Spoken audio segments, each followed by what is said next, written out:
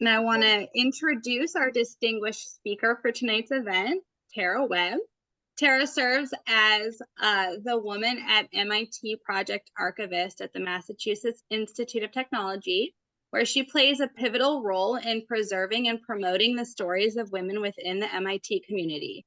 In addition to her work at MIT, Thera holds the esteemed position of co-chair for the Society of American Archivists Women's Collection subsection, further demonstrating her commitment to advancing gender equity within archival practice.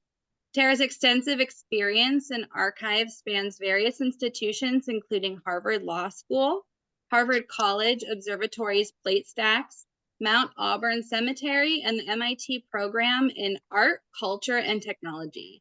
Her diverse background has equipped her with a unique perspective on the intersection of gender studies, cultural heritage, and archival practice. Thera holds a BA of gender, a BA in a degree in gender studies from the New School, a Master of Fine Arts in Poetry from UNC of Greensboro, and a Master of Library and Information Sciences focusing on archives and cultural heritage from Simmons University. Tonight, Thera will be sharing insights from her talk titled No Results Found, Uncovering Hidden Lives, Gender Bias in Archives and Special Collections. Through her presentation, she will shed light on the pervasive issues of gender bias within archival collections, challenging us to rethink the ways in which we approach and interpret historical records. Before we proceed with Thera's presentation, I'd like to reiterate the guidelines. Please keep your microphones muted and cameras turned off during the presentation to minimize distractions.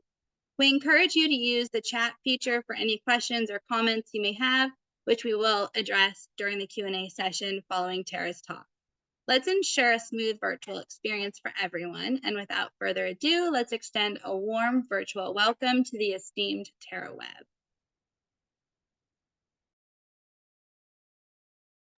Hi, thank you all so much for having me. I'm excited to talk to you about my work, and I'm going to share my screen now. I always feel like a little hesitant about doing the screen share because I have this absolutely unfounded concern that people are going to see like my disaster of a desktop. But so, hi, I'm Thera Webb. I'm the Women at MIT Project Archivist. Thank you all for coming to my talk, and thank you especially to Rebecca and Missy for inviting me. I'm going to talk about my work at MIT, but before I talk about my current job, I wanted to give you a little history on my background. I'm a recent grad. I finished my MLIS from Simmons in 2019. I think it might have been winter 2018. I'm not sure. I came to archives later in life. I enrolled when I was in my 30s, and I wouldn't say that it was my second career because that would imply that I had a first career, but what I really had was a series of random jobs that let me pay the bills. I like to emphasize this because I think it's important to know that you can have a career in archives regardless of what your background is. I have a BA in Gender Studies from the New School for Social Research. I'm a poet and I have an MLIS.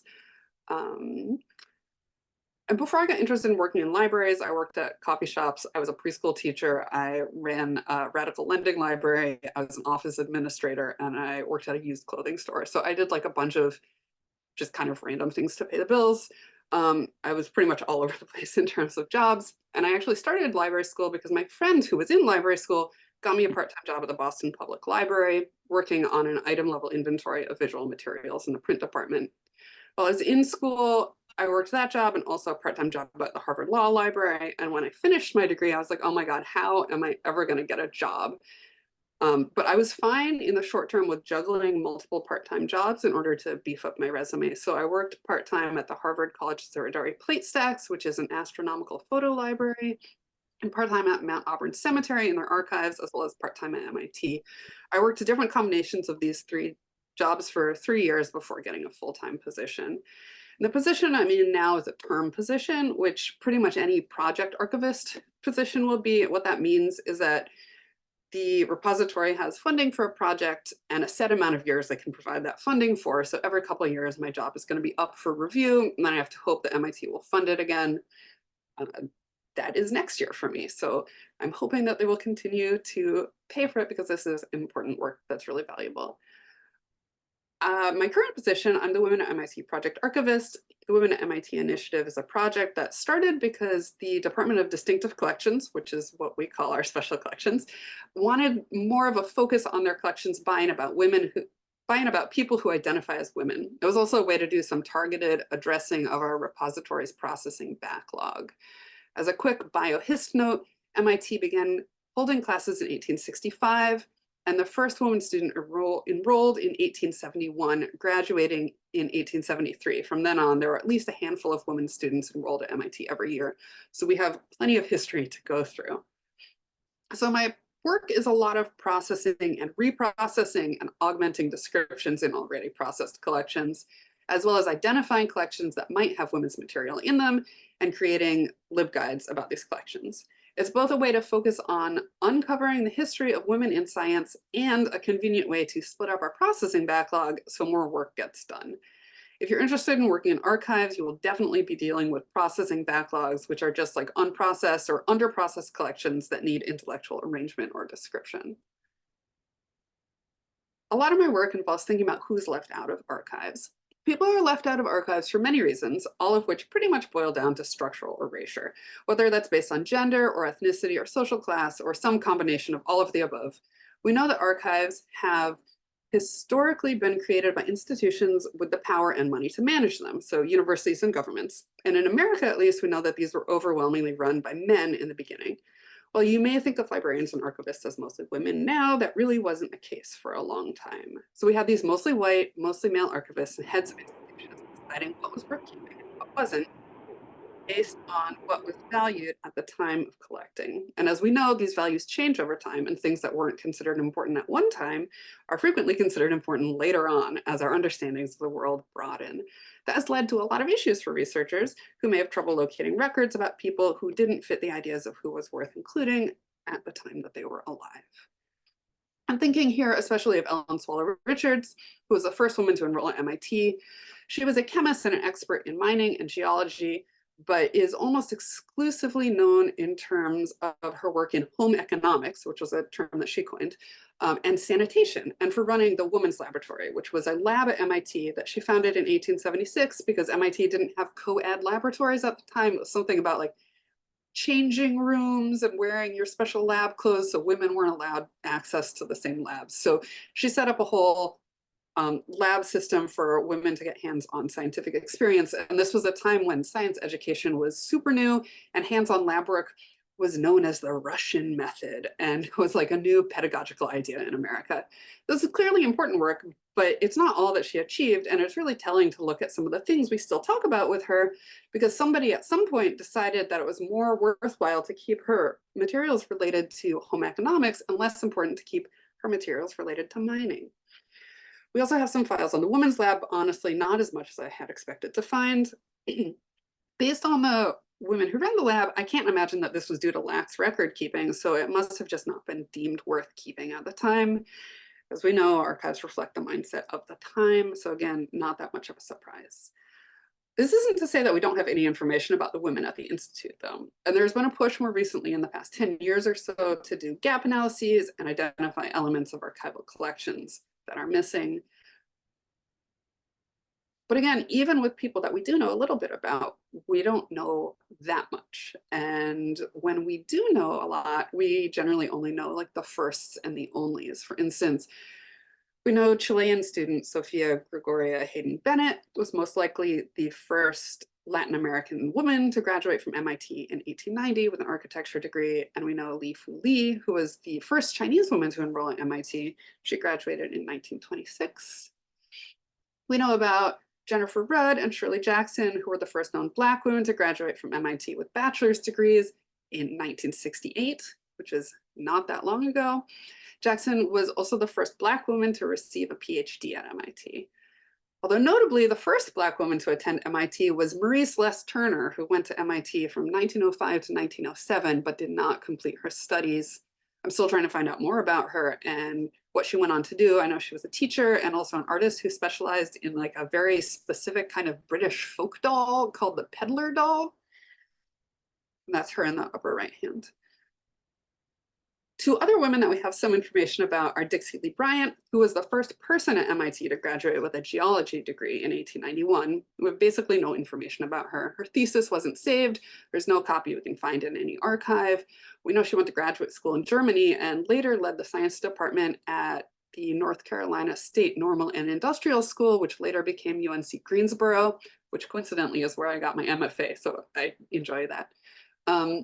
And we know some about Lynn Conway, who is a computer scientist whose work revolutionized microchip design. She attended MIT in the early 60s before transitioning, but the only records we have of her are from her time as faculty at the Institute in the late 70s. This is a good time to note also that historical records of trans people can be really difficult to find or access due to people opting to change their names as they transition. And that's something archivists are thinking about as we grow to like understand gender as a mutable idea, how we can arrange and describe information so it's easily discoverable for researchers, while also respecting the desires of the humans who created those records. And speaking of elective name changes, this brings me to the bane of my existence as an archivist: married women, or more specifically, their names. As you know, most American women changed their last names when they married until the mid-century when coverture laws changed and more women elected to keep their birth names. This makes doing archival research on women especially challenging when they're repeatedly referred to by their husband's name. Project MRS is a research project we've been working on for a number of years to uncover the birth names of women in our collections. The project title is a reference to the derogatory phrase, getting her MRS degree, which was a way to suggest that a woman was only attending college to find a husband. Project MRS is our project to give full identities to the women in our collection who have been listed as Mrs. Husband's last name. It's important for the historical record to have full names of people as much as possible for obvious reasons. For instance, I found a letter from Mr. and Mrs. William C. Rousseau in one of our collections, and it turns out that the Mrs. is Margaret Hutchinson Rousseau, PhD, the first woman in the US to earn a PhD in chemical engineering in 1937 from MIT. She also designed the first large-scale penicillin manufacturing plant. If I didn't have access to her full name, I'd have no idea who she was. And the fact that it's important that she wrote a letter to MIT's president about biomedical research. This sort of name work is something that's being done in a lot of archives right now. During lockdown, Columbia University archivists updated over 500 subject records of women with their full names. I think it's really fun. It's a great downtime project and involves doing more genealogical research than we usually do in archives, like looking at old newspapers and census records, and spending time digging around ancestry.com, which is cool. Another aspect of my work is identifying collections to make digitally available. A lot of our collections are digitized on demand, and our system is basically, if somebody requests a specific folder to be scanned, we'll just scan the entire box and make it available online in our content management system, assuming that everything has been reviewed for any restrictions. And obviously, since we're a university, we have to keep in mind things about FERPA and student privacy. But for some collections, the technical services team will digitize the entire collection. So for the 150th anniversary of Ellen Swallow Richards, our first woman student graduating from MIT, we digitized our archival collections on her, on the Women's Laboratory, and we also digitized part of our Alumni Association collection, specifically 286 surveys filled out by women who attended MIT prior to 1916. This is one of our scanning stations. We have 4 or 5 scanning technicians who work on paper items using overhead scanners, and we have a contractor that we send audio-visual materials to. Here are some examples from the digitized collections. This is Ellen Swallow Richards and her cat, and a sampling of some of her more than 30 books and papers that she published in her lifetime. This sort of going through these things is always so fun. We find really great stuff like this diary kept by her neighbor, which shows Ellen and her neighbor Louisa hanging out on some rocks in the woods, being cool old ladies. Here are some items from the Women's Laboratory records, which show the funders for the lab. Something that I think is interesting about the Women's Lab is that it went by a number of different names at MIT. Like some people called it the Women's Lab, some people called it the Women's Lab or the Chemical Laboratory for Women. And so there was no sort of official name for it. And so for a long time, it had been referred to as the Women's Laboratory in all research, but the people who ran it and founded it referred to it as the Women's Laboratory. So we opted to change the name of the collection to the Women's Laboratory to better reflect the intentions of the creators. These are some of the alumni records. I'll show you some of the interesting information that we have from the surveys the alums filled out, because I love to look at old stuff. Here is a survey section from Lydia Gould-Weld, who was a naval engineer, and Bertha Isabel Barker, who attended MIT after spending a decade as a high school teacher. Helen Louise Burr was a suffragist and the Dean of Women at Whitman College in Washington in the early 1900s. And Dr. Julia Maltby Dutton ran a rest home for women, offering free lodging for exhausted teachers to recover their strength. I'm still working out what exactly that meant, but I feel very intrigued by that and might like to stay there sometime. Wrong way. Many women who attended MIT didn't go on to scientific careers, instead writing that their most important work was raising a family or running a home, like Adelaide Sherman Blackmore. And a lot of women were suffragists, like Dr. Alice Frances Blood and Catherine Dexter McCormick, who also worked on and funded the development of the birth control pill. We also had a lot of women architects attend MIT, including this trio, who later went on to work together after graduation. I am not the digital archivist, so I'm not working exclusively with materials that are born digital, but I am working with digitized materials, and that involves uploading items to our digital asset host and adding metadata. In the case of items related to the initiative, we're tagging them with women at MIT as well as other subjects. We use Dublin Core for this site. I think in archives, you're mostly going to be using Dublin Core and using authority files. I don't create a ton of metadata because my work is primarily focused on archival description, but I do handle some. So as a term archivist, I wanted to get a better handle on the projects I'm working on to scope out the next few years of my position to further build the case for keeping me. So I analyzed our collections, specifically using information from the finding aids for our archival collections. I use Airtable to track the collections that need work and to assign review to myself and my colleague. I don't know if you all have used Airtable in your classes, but it's like a shareable database along the lines of Google Sheets, but it has some fun, nice ways to exhibit your data for presentations. I'll talk briefly about my research methodology, how I identified collections that were related to women and the process I went through. Like most repositories, we have a number of collections that have been described on a much higher level than one might want, either at box or collection level, and these collections definitely impacted the survey process in terms of trying to figure out what we have in them. I began by running a number of keyword searches in archive space, using on-screen keywords that apparently are not here, but things like woman, women, sister, wife, Mrs., widow, spouse. Archive space luckily allows you to do wildcard searches, so I didn't actually have to write out every iteration of each word. I could just use the asterisks. Because these are historical collections, I also included terminology that we don't currently use, like dame and matron, because I know MIT had women's groups called the technology dames and the technology matrons. And I think that's something that's important to keep in mind, especially if you're doing like reference requests, is thinking in historical terms so that you're like using language that the creators might have used. Searching for these terms gave me 430 collections to review, 86 of which had already been identified as women at MIT subjects. Based on this information, I ended up expanding my review to go through all 1,318 archival collections at MIT, reviewing the folder list for each collection. This resulted in about 3.34% of our holdings, which needed to be examined further since they seemed likely to contain hidden collections. A hidden or a nested collection is a collection that contains a significant amount of material created by somebody who is not the namesake of the collection. In these cases, I'm talking about materials created by a woman or women. In our manuscript collections, these are generally materials created by the spouses of the collection's creator. However, there are also instances where hidden collections include materials from mothers, sisters, and daughters.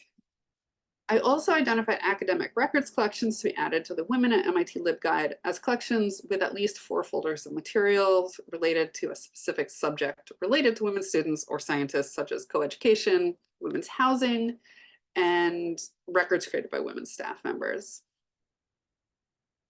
In terms of identifying other processing work or reprocessing work that needs to be done for the women's collections, I identified 63 collections needing some sort of work or review, 37 that need to be pulled for review. These are mostly collections that only have a very high level description or unclear on their content in some way. Like things that are like family papers. I'm like, well, who are the family members? There are also 19 collections that need processing work, meaning some level of intellectual arrangement or the creation of folder lists, or are just like a straight up unprocessed collection. And around half of the collections are in great condition in terms of arrangement and description, which is pretty good, honestly. So this is a screen cap of the main page of Airtable, just so you know what it looks like. It's kind of like the hot thing for archivists to use right now because lots of people can access it and you can sort of have forms for people to fill out that input data. It's pretty nice. I created a bunch of categories for projects and work that need to be done. A column for general categorical labels, and then a column for the type of work that needs to be done, as well as sort of notes, boxes to pull so that we're not calling every single box from offsite storage unless we really need to. This is also going to be super helpful for reporting later, since I'll be able to note exactly how many linear feet have been reviewed and updated, which is a great way to really advocate for yourself and your position, because sometimes the people that pay your salary don't really understand the extent of work that goes into processing a collection. So being able to give them like feet is something that will be meaningful to them. The great thing about Airtable is that you can set up relationships between tabs, so information can update in multiple locations and trigger different actions and notifications. So if I update the status of the work needed column here, it'll also update in the next sheet I will show you. In terms of collections to review, there's a total of 57 boxes that need to be pulled and reviewed on pretty much an item level. An item level is like a huge undertaking and is not done in like the world of MPLP. But since historically women and other minoritized people have been overlooked or swept into their spouses' collections, I think it's safe to say that their papers can be interspersed with their spouses' papers in folders. And what we've found doing these reviews is that frequently family letters are grouped together, or in the case of spouses who work together, the women's research can be overlooked, or like a paper will only be attributed to the male author on the folder title. So going in item by item really is the way to go for this kind of work. Some collections only have 1 or 2 boxes that are identified to look into, and some have 20 or more boxes that need thorough examination. To show you a range of hidden collections, we have collections like the Manson-Benedict papers. Manson and Marjorie Benedict were both scientists who collaborated on research sometimes and who had their own careers as well. Manson was a nuclear physicist and Marjorie was a physical chemist. They both ended up working at the Oak Ridge Laboratory and had a hand in creating the atomic bombs that destroyed the Japanese cities of Hiroshima and Nagasaki. As usual, and especially when working with collections of scientists, I find that my desire to uncover the works and the lives of the women affiliated with MIT leads to a deeper understanding of the ways in which science can be used to both augment our lives and to cause irreparable harm. We also have collections like the Richard H. Bolt papers, where his wife, Catherine Smith Bolt, a musician and composer, from what I can glean so far, has 69 folders of materials she created. And she's not mentioned in the biohist note at all. She doesn't exist, except as a collection of folders that aren't arranged to reflect the creator. She was also frequently referred to in some folder titles as Mrs. R.H. Bolt. And then Airtable also shows you like nice graphs, so you can see how much work you've done and you can watch the little pie chart section move, which feels nice. And then a really fun part of my job is that I get to create exhibits. So this is my first large exhibit in the library's gallery and online, and I think you have a link to it in the chat. I know some people are interested in exhibit work, and that's not something that was covered when I was in school, so I'll just give you a brief overview of what that sort of work is like. So thinking about an exhibit, you should start with identifying an audience and goals for the exhibit. These are important aspects in shaping the entire exhibit. So built-in audience is, of course, students, faculty, and staff. And we have like a lot of on-campus tours that go through the area. The goals, my goals were to showcase weird and unique items that we have. We have a lot of materials in our collection that are unique to MIT and really encompass like the very specific kind of like nerdy culture we have here. I also wanted to showcase the history of women and look at the work that women were doing and get people excited and thinking about archives and what's in them. And also I would like to do outreach to women faculty to get them to donate their materials when they're retiring. That's something that we're really working on building connections with, because even now, like women faculty are like a little bit more hesitant about donating their items than male faculty. They're like, oh, well, what is the historical like importance of this? Why would anyone ever want to see this? And I think this is a good way to showcase that people do want to see it. So then I sort of thought about like exhibit entry points. My original inspiration was Anna Maria Troiani Guarini, who was a molecular biologist who was faculty at MIT from 1960 to 1989. Her collection had a lot of electrophoresis gels, which aren't normally kept by researchers, so I thought it was really interesting to see how many she'd kept. I also found her compelling personally. She was a member of the anti-fascist resistance in Italy in World War II, worked at a home for Holocaust orphans before moving to the US, and she was very involved in like anti-Vietnam War activism. So I had it pretty clearly in my mind that I wanted to do an exhibit that featured her collection. And I've noticed that museums and other GLAMS institutions tend to do like survey exhibits, like the Black experience at MIT or women in the past 100 years, things that are a great step, but are just first steps. We have like plenty of materials in our collections to be able to do really targeted exhibits on the experiences of like specific groups. And I think that's a great use of our materials. I think it's really important, especially when you think about women whose work has been devalued historically. So I began identifying items that are uniquely MIT. We have brain slides, lab notebooks from various women. The first one, President's Lab Coat, a lot of cool eye-catching things. I sort of identified like the key players who I thought would be interesting and important.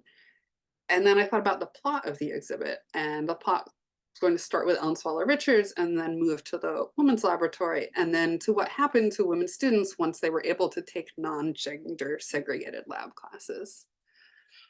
So then you get into like the physical design of the exhibit and the digital aspects. I'd selected a ton of items. I really went overboard with the items I selected because there were so many cool things, and then sort of edited it down from there to fit into cases. This was the layout in the conservation lab. We had these sheets of plastic that were cut to the size of the display cases, so we could sort of like play around with things before installing them. And then I thought about exhibit labels and wall text. There's a lot you can do in terms of creating text in an exhibit. There's a lot of research that goes into it. Honestly, this whole exhibit took me about 6 months, probably like 70 to 75% of my time at work, as well as some personal time, because I got obsessed with identifying unknown women in photos. I worked with a designer who did the wall panels, but if you don't have someone to work with on that, you can use the Smithsonian exhibit guidelines, which give you sort of like readability guidelines, as well as like the length of text that an average human wants to read while they're visiting a museum, which is super useful. So yeah, I guess my takeaways for exhibits are that it's really crucial to get feedback from people outside of your field. I asked my friends to proofread everything and to let me know if things didn't make sense, because when you're so narrowly focused on something, you can say things and think that they make perfect sense, but then to an outsider, they're like, what are you talking about? And that is it. That was a lot of information in a short amount of time. I hope it was at least slightly relevant to your interests, and I'm happy to answer any questions that you have either now or via email later on if you think of something you would like to ask me. This is my email address. I'm very easy to find. I'm the only person on earth with my name, so I'm very Googleable. Thank you.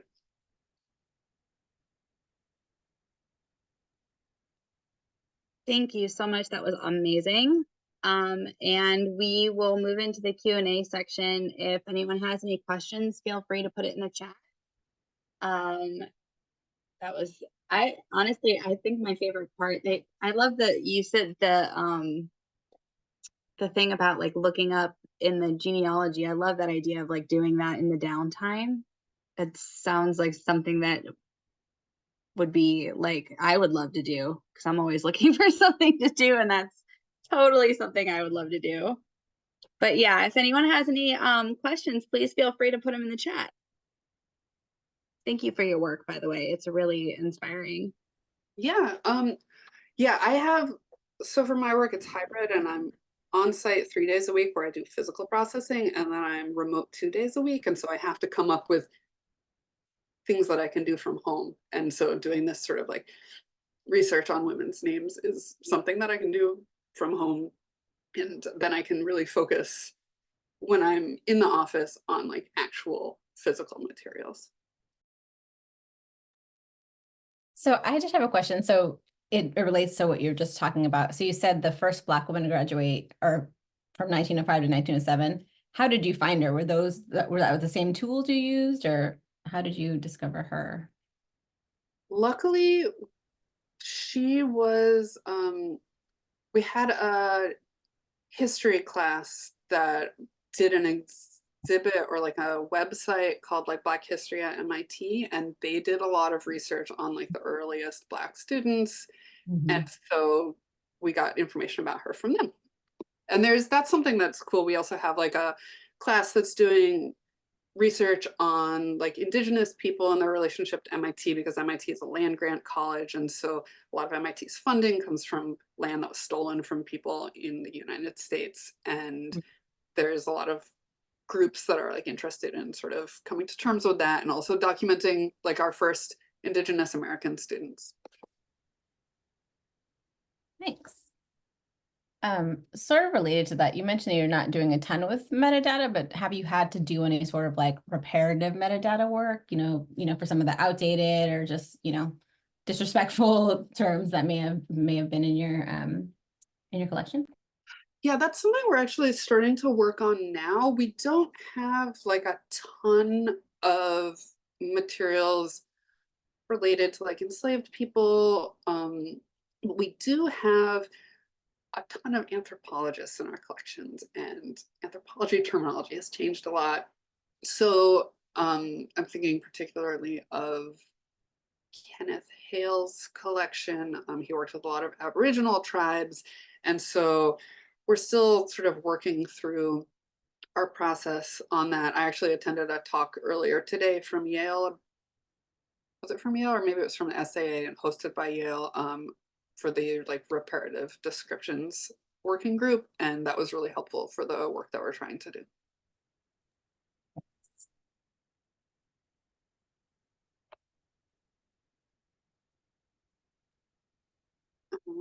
I do see some questions, yeah, in the chat. Okay, yeah. What advice would you give aspiring archivists interested in advocating for social justice and equity within archival institutions? It's going to be really annoying. Like any large institute, people like to talk about doing things instead of doing them.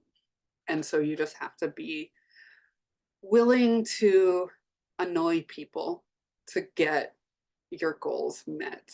And I do think that mostly at this point, most archivists that I've worked with share similar interests and values and are like willing to come up with plans of ways to address things.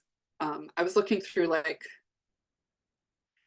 MIT had like a funny student newspaper called The Voodoo, which is already like a problematic name. And some of the, I was like looking through it because they had a couple of like issues devoted to like co-eds in 1920.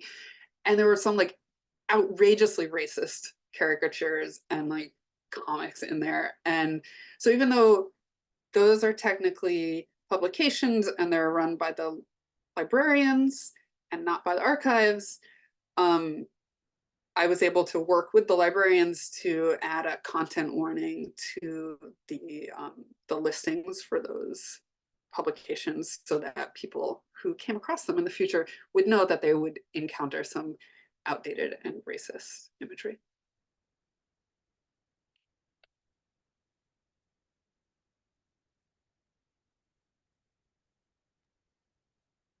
So it looks like we also have another question. Let's see. Has your department found any especially useful workarounds or ways to display the information in a way that's not erasure or re-traumatizing, but that can also help guide unaware researchers information about someone who may have once gone by a different name? That's a great question. That's a really great question. And we are working on that pretty actively right now. So an interesting thing when I'm thinking about queer records in our archives is that the earliest queer group was the MIT Homophile League, and it started in 1950. And they opted not to give their records to the archives. They opted to give them to the History Project, which is like the Boston queer archives. And so one thing that I'm doing is like talking to the archivist there to get more information and think about ways that we can, as well as like better represent students of various identities, like also think about ways that we can build up the trust with student groups so that in the future that doesn't happen again. You know, at an institute, student groups don't really know what an archive is sometimes. They kind of think it's just really directly tied to the administration and that like other people can see records that they might not want like the administrators to see. But so like another part of my job is just like doing outreach to student groups to let them know that archives are like a safe place for them to deposit their records so that people in the future can learn about their lives. But thinking about like dead names, we're working on like a project with in archive space. We have like sort of like subjects, like names of people with like a brief bio. And for the most part, we only have like 2 known trans people in the collection right now. And one, we don't know her birth name. So can't include that, that's fine. And one, we know his birth name because he has a book called The Autobiography of a Transgender Scientist, Ben Barr's. It's really interesting. And so for him, what we've chosen to do is list his name, and then in like, there's like a section where you can do like other names. So which is where like, you know, a married woman would have maybe her birth name. We would just put his birth name there. But that's really going to be on a case-by-case basis, because if someone like does not want their former life identified with their current life, then like you have to respect that, and that's something for a researcher to figure out on their own. That's none of my business.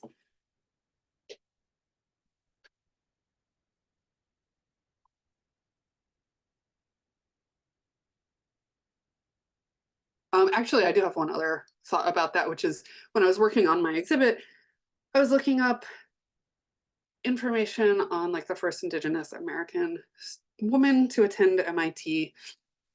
And I found her name, and then was like doing some research because I was like, oh, this person graduated in like 1984. She might still be alive.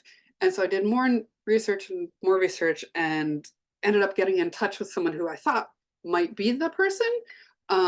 And he had since transitioned from like after graduation, kind of later in life. And so we had like a discussion on the phone about a way that I could list him in the exhibit as a first, like an important first, while still respecting his identity. And so we just agreed on listing the name of the woman who attended and not tying her name to the man who is currently alive and working as a medical doctor. And that was also really fun because I so rarely actually get to talk to someone whose records we have, because a lot of our records are really old. So that was a cool experience also.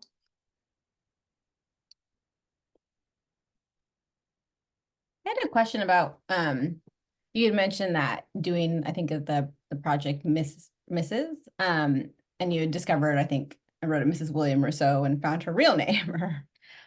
So does one piece of evidence, like one letter, is that enough? Is like, yep, this is this person's name, or do you have like I need to find something else to like verify that? What's the, how do you approach that? I would say in that case, she was an alum, and sometimes it is only one name. And so or like one instance of that person in our records. And then we basically do like a bunch of research on like newspapers.com, Ancestry, and also in like the university records. And like we have like alumni registries that are like really, really thick books that have just the name of every living and dead person who graduated from MIT. And so it could take some digging, and then based on what we find and the percentage of confidence we have of who it is, it will either be updated or there will be a note that's like possibly this person. It's much more clear when they're listed as like Mrs. George H. Winthrop or whatever, instead of just Mrs. Winthrop, because that makes it much more challenging. And there are just some people who I haven't been able to identify, and I have learned that I have to accept that, even though part of me, the researcher part, just wants to like keep digging until I figure out who every single person is. Yeah, I can imagine that. You're like, oh, I want to crack this case. I'm not sure, like I came in really late, well, like 10 minutes. But I was wondering, you were talking about working with photographs. How do you identify people in photographs if it's not labeled? That's a great question. And so MIT did a weird thing where until like 1990, any photographs that we had that were given to us in a collection were given to the MIT Museum, which is a completely separate entity. They were considered visual materials. MIT Archives didn't want anything to do with them. And so the MIT Museum digitized them, but their metadata isn't always super complete. And so it basically involves like looking at the digital scans as well as the metadata and seeing if like there are like handwritten notes that weren't transcribed or things like that. And sometimes like in the case of a more recent picture, I watched on fast forward like an hour of a graduation ceremony to catch the actual name of the woman in the photo. And I felt extremely triumphant after that. But that was like possibly not the greatest use of my time. But you know, you get into these like holes where you like really want to know something. It looks like there's another question about my role as the co-chair of SAA's women's collection subsection. To join the subsection, all you have to do is on like SAA Connect. I think you just sign up for like the mailing list, and then we alert you when there's the annual meeting. SAA is doing like a little bit of a reorg with their subsections now, and the women's collections subsection is actually going to turn into a basically like a message board instead of a subsection. And it's not really clear what the differences there are, except that I think there won't be as many co-chairs. But you all should join the mailing list, and I believe we are going to be having an annual meeting in the summer sometime. And yeah, it's just like a message sort of thing for like, if you have questions about a collection that you're working on, or like want like to ask someone's opinion on the best kind of boxes to use or something.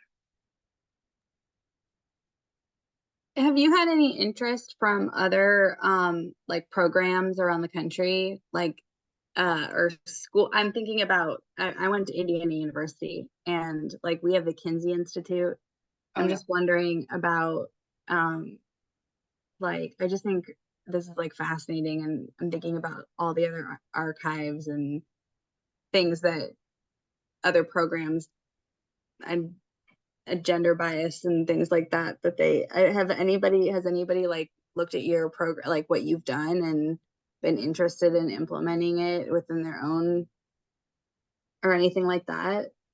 I wouldn't say not a ton. I don't think we're not like the first institute to do something like this. We're like maybe a little bit late in the game. But there are like lots of people who are interested in collaborating on things. Like I'm working with the Harvard College Observatory plate stacks right now, which is where I worked part-time for a while. So the plate stacks, they're like an astronomical like photograph clearinghouse, basically, where like every photo of the universe printed on like glass plates lives. And a lot of the people who worked identifying astronomical objects in like the late 1800s, early 1900s were women. And there's like a lot of overlap between women who attended MIT and women who worked at the plate stacks or the College Observatory. And so we're like working on some things together. But I don't think not to my knowledge, there's been anyone who's like specifically reached out to like ask for advice on it. Yes, the plate stacks. Thank you for the link, Rebecca. And one thing that I didn't mention in my presentation, which I should have, is that we were able to, with like a little bit of funding from some of the alumni, fund some like non-traditional researchers to come in and produce artworks based on their research on like the women's collections. So there's one team of artists who made like a sort of clickable video game art installation where you can click on various things in like a lab, and primary sources will come up like scans of things, which is really cool. And then someone made like a map of like the sort of like migration of international women scientists who like worked at MIT or took classes at MIT and then like worked elsewhere in the world. And then our most recent fellows did this really interesting project where they located the names of like more than 500 women who worked on creating the physical memory for the Apollo spacecraft, which was like hand threading like core memory for the spacecraft. And they took that information and they turned it into like a working replica of the actual memory. So I think there's also a lot of opportunities when you're sort of doing specific work to like do outreach to non-traditional researchers, which I think is really cool.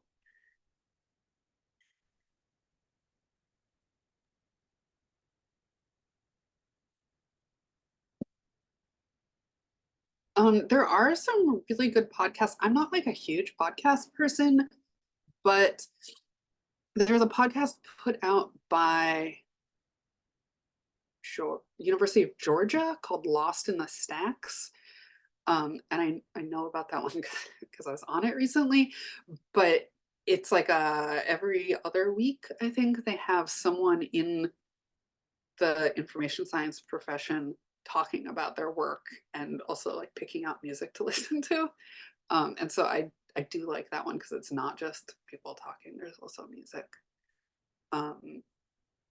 And otherwise, like I sign up for the physical copies of like the SAA newsletter, and then also since I'm located in New England, I'm a member of the New England Archivists, and I get their newsletter, and I get the physical copies because I'm less likely to delete them without reading them if I have a physical copy on hand.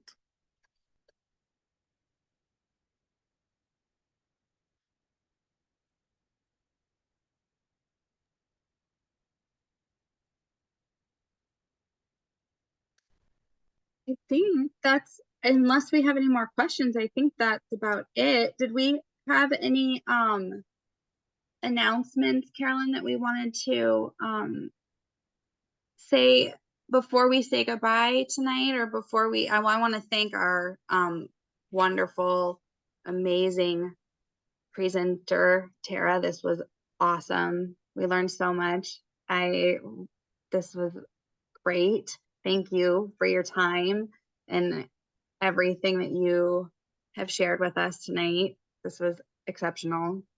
Thank you all so much for having me.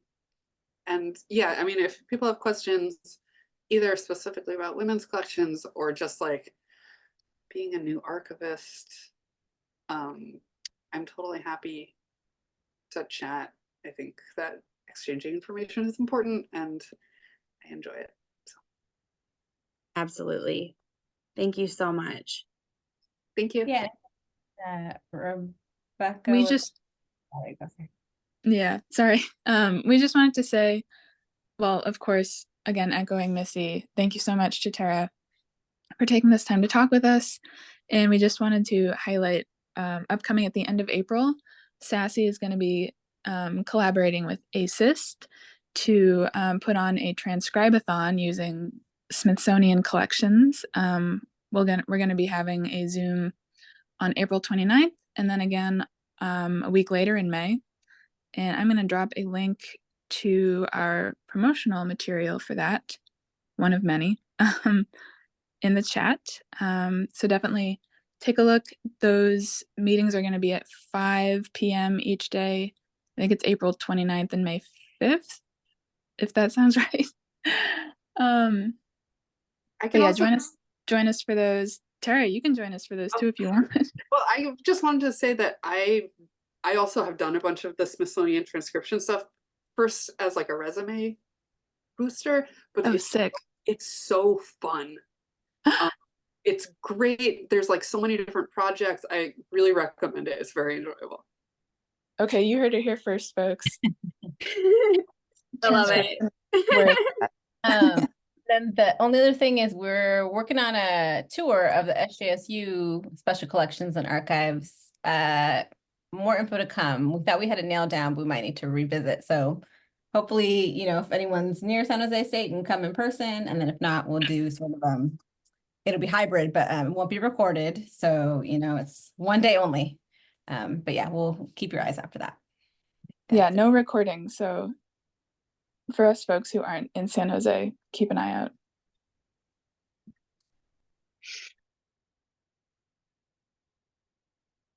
All right. I think that's it. Thank you, everybody. Thank you so much. Thank you. Thank you. Have a good night. Thank you, Thera. Bye. Bye.